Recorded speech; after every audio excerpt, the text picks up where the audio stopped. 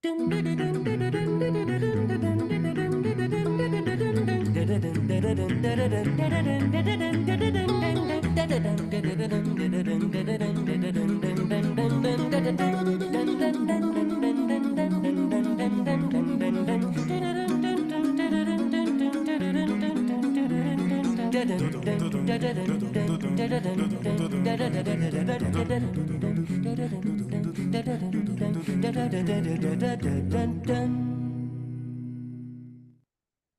evening, ladies and gentlemen. We're so glad to welcome you as part of our community tonight. Please note that this webinar is being recorded and distributed live stream. By entering this virtual meeting room, you give your consent to be recorded and distributed by Vienna Live with Simeon Moore and other third parties.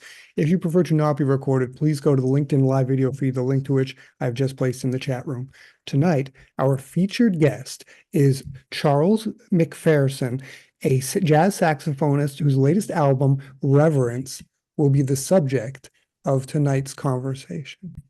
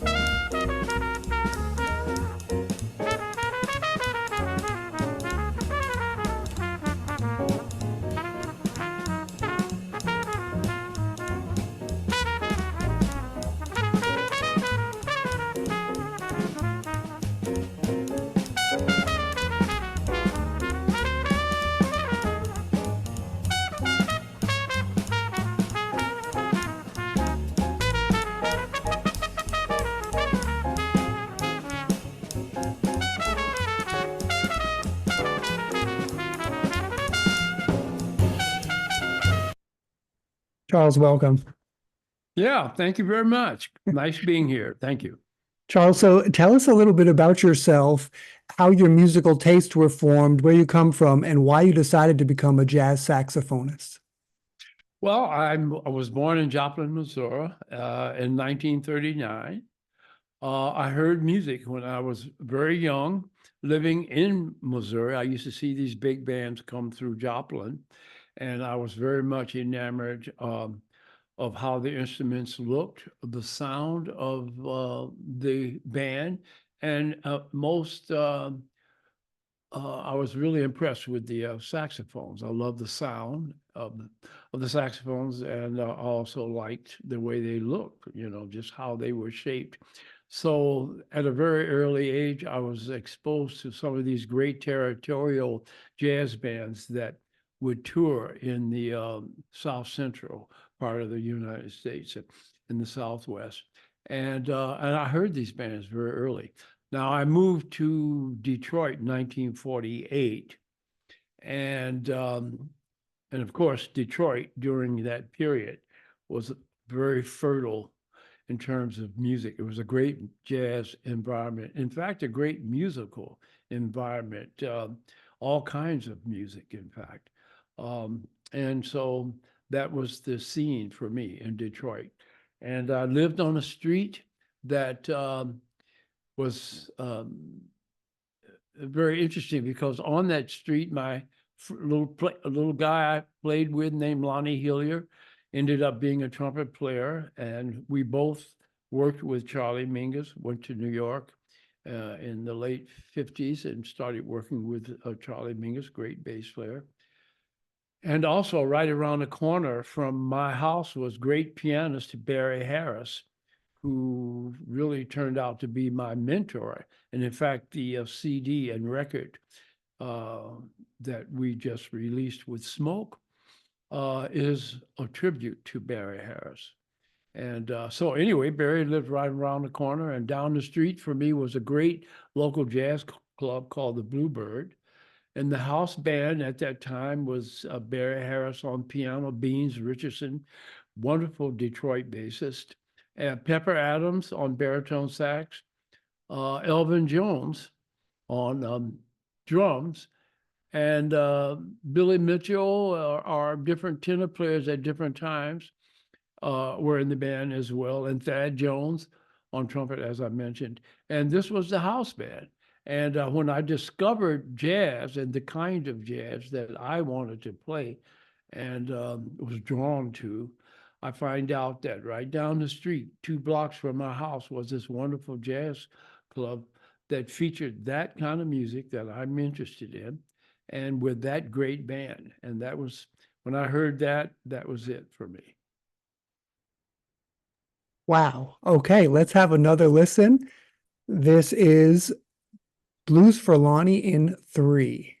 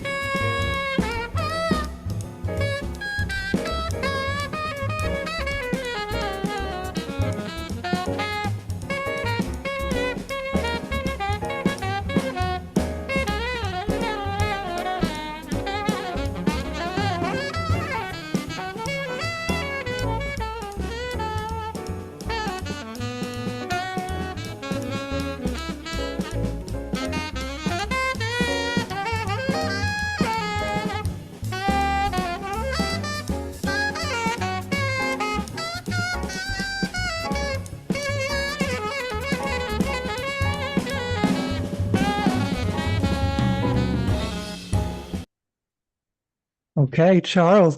So when I was getting to know your music and your background and all that, the word bebop kept coming back. It seems that the music that you have really promoted is very mainstream. It's pleasant, not experimental. It's nothing. It's really something that it's just this is what everyone wants to listen to. I think when they listen to jazz. Tell us about this Barry Harris and why you made this album, why those songs what is it exactly that defines jazz to you? Well, I made the record because I was inspired really by a tape I heard um, in the I think early '70s with Barry Harris, Paul Chambers, and Billy Higgins, and um, and it was a tape, is a tape. It's still around, and so years later, Barry passed a couple of years ago, and I did want to do a CD and a record and for it to be a tribute to Barry. And so all of that came about, and Smoke Records, Paul Stash and his group were interested in recording it. We decided to do it live, and that's how it came about. And so I chose great musicians of today, younger musicians than I, of course. And um, yeah, so basically I was inspired. I've always been inspired by Barry. And I wanted to just give a tribute to him. And so that came about. That's how the project came about. And Charles, Yes. and what does, so when we listen to Barry Harris, for those who don't know Barry Harris, what kind of jazz is that? What does that sound like? How is that different from, say, Bill Evans?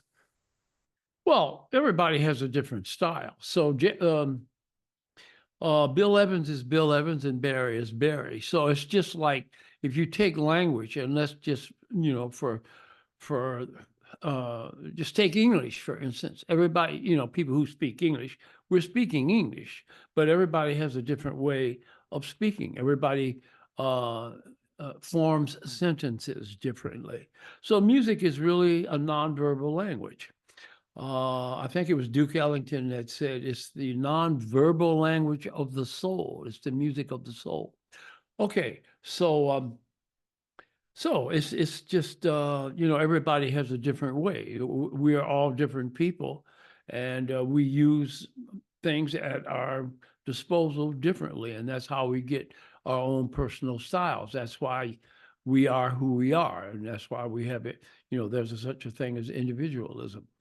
So Barry Harris, basically, and oh yeah, earlier you used the term bebop. Now, when we think of the term, I mean, for definition and semantics, bebop is a term that's used so people understand that it means a certain style of music, a certain treatment of music. And the word bebop was probably coined by, some journalist or a writer or something. Dizzy Gillespie used to phonetically imitate the drums, and he would use certain tunes because the drums is it's not a spoken language really. It's a percussive instrument, and he would say little terms, phonetically, of course, really alluding to the rhythm of the drums in the music that Bird and Dizzy and Monk were playing. And I think a journalist probably caught on to that and called it bebop. But that's just a word that describes a certain treatment. But basically, when you look at what the music is, forget about what the semantics is or what it's called. Just how is music being created or treated rather?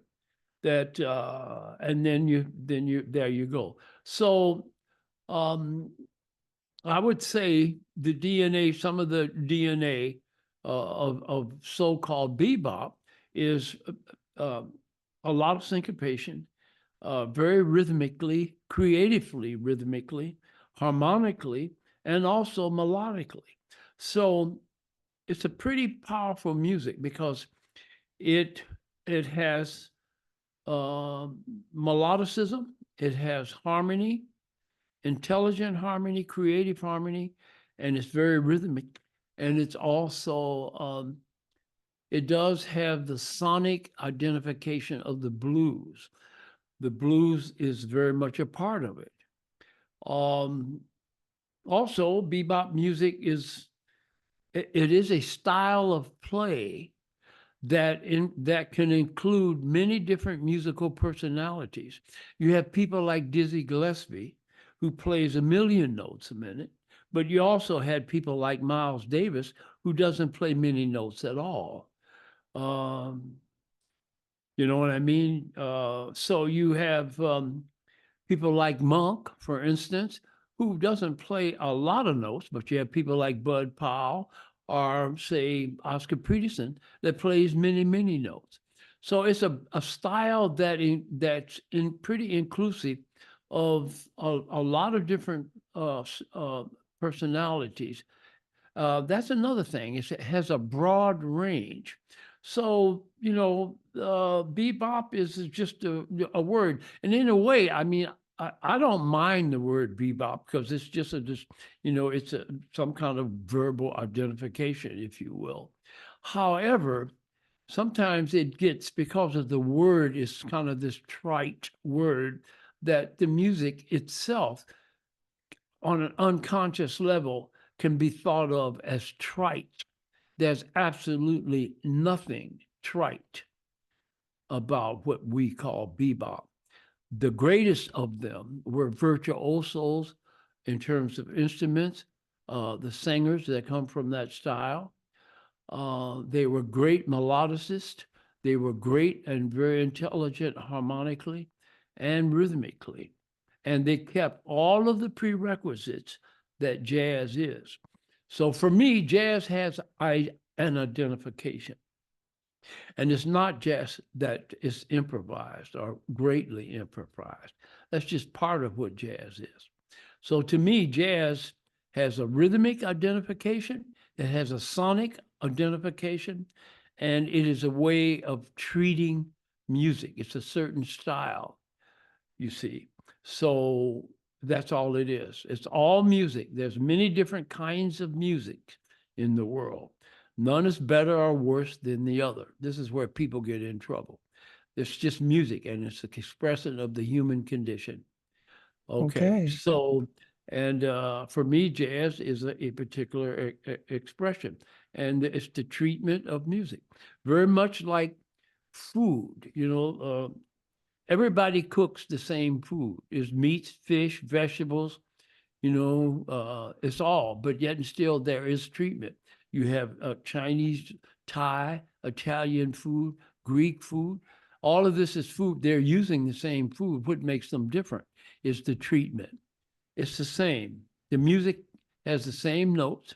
What makes this, that, what makes that? What makes classical music what it is, what makes country what, it's the same 12 notes, basically, and it's the treatment. So jazz is a particular kind of treatment that manifests itself rhythmically a certain way, harmonically a certain way, and definitely sonically. Very much emphasis on the blues, because Oh, the early DNA and roots of jazz is in gospel and blues music. And of course, okay. yeah, so that's Ec- how I think of it. Okay. Let's have a listen to Come Rain or Come Shine. Okay, good deal.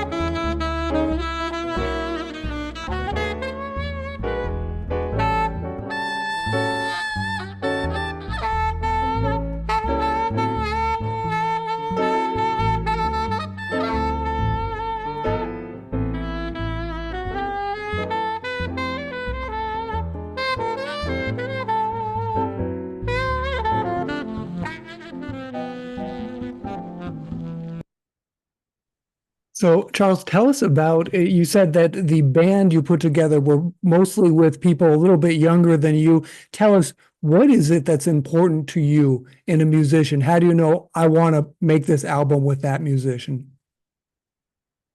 Well, I have to like the way they play. I have to like who they are as human beings as well. But I chose these musicians because all of them are at the top of their game. They're great musicians. They're great improvisers. They have a, a broad understanding of music in general and certainly in jazz. And they cover a lot of bases. They are very much, all of them, very much in touch and propagandized by the past and, of course, the here and now. And they all are going to be, players in the future. So they have the pretty. So I choose musicians who know the whole history and who can manifest it in terms of how they play, how they improvise, how they write, the spirit, their intelligence, the craftsmanship. Um, and that's how I choose them. Now, there's a lot of different style of play. And so I don't think of things as better or worse. I just think of this is this, and it's all good, but you do have your own personal taste based on how you feel and what resonates with you spiritually and musically. And And so that's how I think of choosing people that I want to play with. And that's how, I mean, with that kind of yardstick, how I chose these people that are on and this CD. Charles, and have you had the situation you said before? You mentioned Miles Davis plays just a few notes. Dizzy Gillespie plays a lot. Uh, Sometimes different styles don't go well together. Have you had the experience where you couldn't work together with a musician because they didn't fit in? Oh yeah, that can happen. So I mean, that shows you how complicated things are, or even the same genre of music, let's say bebop or whatever you want to call it. Even within that framework, you have different styles within that. There are people that we would call bebop players, but they have a different style and the nuance. I mean, there's different ways they do things even within that music. And this is what I meant. This has got something to do with how what we call bebop is such a broad, it encompasses so many different styles and personalities that we could say, well, that's really bebop. Well, yeah, but look, you got all that variety. Now, sometimes certain things don't gel. It's just, if I use sports as an analogy, you can take the greatest players from the NBA or well, whatever sports you want, and put them together, and they might not be the best team, you know. So there you go, because symbiosis and synergy and everything akin to that is a particular thing. And you got variation, you got chemistry and styles within styles. So yeah, there's such a thing as, oh, they speak the same language, but they don't really get along. And it's the same way, with music. So this is what I mean by being careful about people you choose. I mean, for what you want to do. Okay, It's a lot. There are a lot of moving parts. Let's put it that way. let's have another listen. This is Dynamic Duo.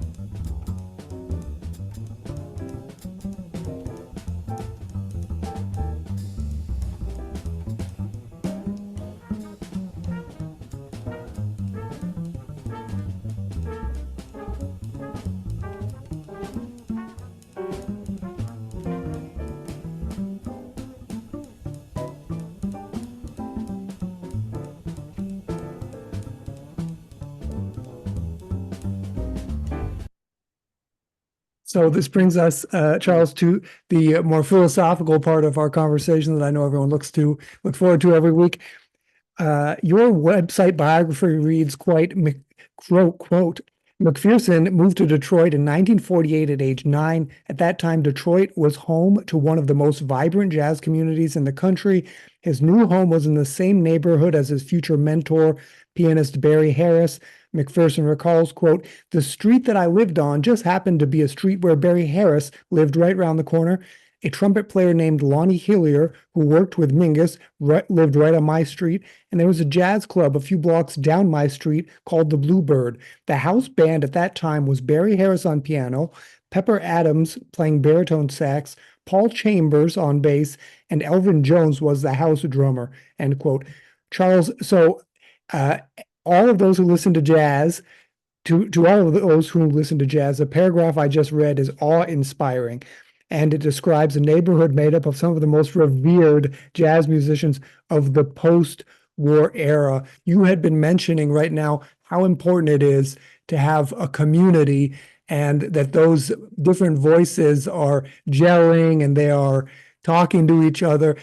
Do you see that was right after World War II, clearly when people were really a big getting together as a community. Do you see that as being relevant in 2048 as it was in 1948? Is it still going to be about that community? And is that where music is always going? Is that the center of great music all the time? Well, I think there's always going to be, you got people that are in love with the same thing, and that they're going to find each other and they're going to form a community, a collective community. And if these people are passionate and serious and very much in love with what they're doing, that there's always going to be a phenomenon, I would think, as long as human beings are here. Yeah. And let's hope that we will be here.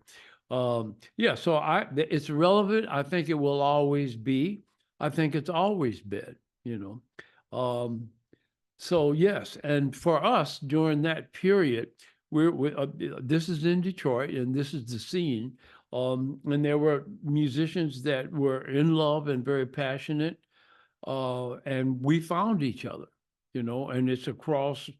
We found each other. I mean, it just breaks down all the barriers. I mean, it had, we play. I had white musician friends that loved the music. Of course, black friends, African American musicians, men, women, Latino, everybody, anybody that liked the music was a member of the club, and that's the way it was in Detroit. We were a people that were very much enamored of the so-called new music.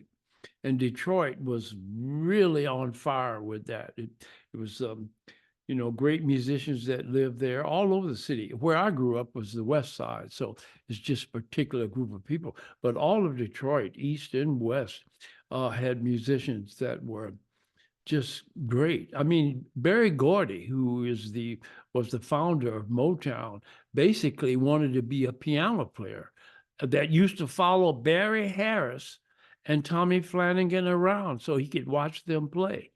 And he just kind of turned into the, record mogul that he turned out to be. But, he loved the music and he went to school with Barry Harris. So Detroit at that period was just a great town for music. And it's very interesting how that is. You can't take a piece of the puzzle out without changing the whole puzzle. Detroit at that time was the working class was very, very healthy. The automobile industry was booming.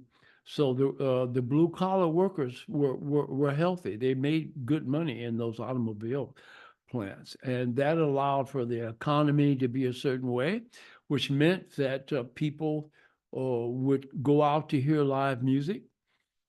And that people that wanted to socialize, you went out of your house. You didn't have all the alternatives you have now. So if you wanted to be with people and socialize, you actually literally came out of your house. So where do you go? you go to clubs. Well, every bar in Detroit, whether it was a big bar, small bar, medium bar, every bar had live music, jazz, rock, blues, Polish music, country, western, um, bebop, everything. Everything was there, and it was live. So it was a great, fertile music scene, and people came out. They spent money, and they heard and supported the music. So this is the environment at that particular time, and that produces, when you got that kind of, when that is the scene is that way, this will produce very interesting people. And in terms of music, well, yeah, great musicians. And Wow. we loved we were in love with music. It was just, and we all found each other and collaborated with each other. And Charles, so I think that will always be, hopefully. and I'd like to ask if there are any questions or comments now. Please don't be shy. Charles, I just wanted to go back to what you said originally about bebop, how bebop, you said you can't just say it's this or that. So would you even say, because of course, Motown, Michael Jackson, Luther Vandross, I mean, all of this disco music, all of this pop music was right there in Detroit. You'd say, so Berry Gordy, he was also a bebopper? Well, yeah, well, let's put it that way. He loved Bud Powell. He wanted to play piano like Bud Powell, who is, people would say, is a bebop pianist. Barry Harris, Tommy Flanagan, Hank Jones. These people are Detroit pianists. They would be considered bebop, if you want to call it that. And so I would say, yeah, Berry Gordy. And by the way, the rhythm section, the bass player, and the drummer on those Motown records were jazz musicians that were bebop people.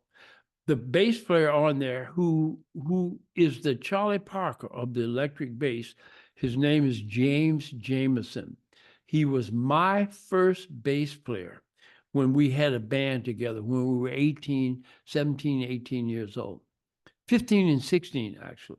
James Jameson played upright bass. So when when Barry Gordy started Motown, he chose the musicians to be his in-house rhythm section. And guess who he chose? Bebop musicians. Pistol Pete was a bebop drummer, really. James Jameson wanted to play like Paul Chambers and Ray Brown and Oscar Pettiford. That's what. And then he played the electric bass, and he made history on that. He taught people how to play that instrument. So yeah, this is what I mean about so-called bebop is a broad, boy, it's a big umbrella. And that style of play, once you kind of understand that language and how to negotiate musically, there's not much you can't do. That's if you want to do something differently, you can really do it. You can springboard anywhere you want to go. And that lessons that you learn with the bebop language will make wherever you want to go even better. Okay. To me, I mean, for me, Okay. So, Any okay. questions, Dr. Davis? You have a question? For me? I think so. Can you? I'm sorry. You're asking. So, okay. Mhm. No, well, go right here. I'm open. I'm here. Dr. Davis, can you turn off you want to say something? You're having trouble unmuting? There you go. I think, can you hear me now? We can, yes. Hi. Yeah. Mr. McPherson, that was a very nice discussion you had. I enjoyed it very well. I was brought up in Brooklyn in 1933. Oh, and so okay. you can calculate very quickly where the hell I am in my age. Yeah. Yeah, Well, everything I'm talking about, you already know. No, maybe I did hear it and didn't know it, but you refreshed my memory. I like your saxophone behind you. I'm sorry you didn't pick it up and give us a little tune. Okay. Yeah, well, I might do that later. We got time, Okay. Okay. But Okay. keep up the good work. Please keep All right. up the good work. All right. Really enjoyed it. Yeah. Thank you very much. And thank you for the support. Thank you very much. Thank you, Dr. Davis. Okay, so let's have one more listen. We're going to listen to Ode to Barry, Charles McPherson's mentor.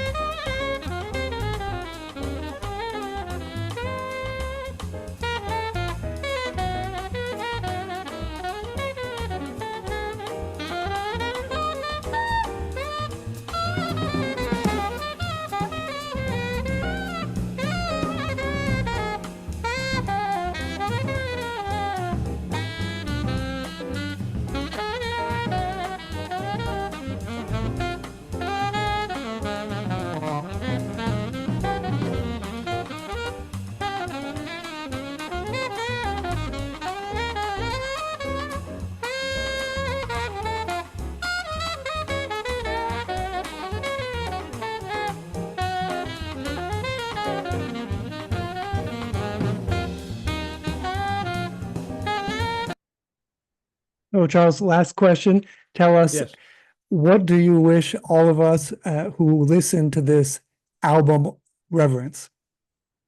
Well, I wish people would feel the joy and the passion that we, the musicians on the record and CD, felt while playing the music and doing the project. You know, basically, when I play music, I admit it's a selfish pursuit. I'm very self-absorbed in what I'm doing. And the only thing that I can do that's that's not selfish is to offer it to people and wish them well and hoping that they find joy and that they feel something when they hear the music. Because that's what when I play, I want to make people feel everything. I want them to feel happy, joy. I want them to feel all of the human emotions. Because when I play and when I write and when I perform, I'm very much in touch with trying to cover all the human base, all the emotional bases by way of music and art, by way of music and tone and chords and sound. And I try to represent everything that we feel as people. But the main thing I want to project is, in the end, I want them to leave feeling very joyous. Okay. Yes. Wow. Lovely. Okay. So let's see how we can stay in touch, or first how we can buy the album. So it's here at Smoke Session Records, Right. and you can buy it right here. You can download it, buy the CD, buy the vinyl. So I'm going to put this, again, it's smokesessionrecords.com, and the album name is Reverence. I'm going to put this here in the chat room so everybody can have that. And then for upcoming shows and events, we have charlesmcpherson.com/upcoming events. And here we have June 9th. We've got something coming up in California, then in Baltimore, Lincoln Center, July 18th. So we've got a lot of concerts coming up. And the place to stay in touch with Mr. McPherson is at charlesmcpherson.com. Charles, if people want to reach out to you, can they click on contact and write to you here? Yes. Fantastic. So there it is, jazz@charlesmcpherson.com. Reach out directly to Charles if you have any questions or you want to make some comments. So again, that's charlesmcpherson.com. Thank you so very much.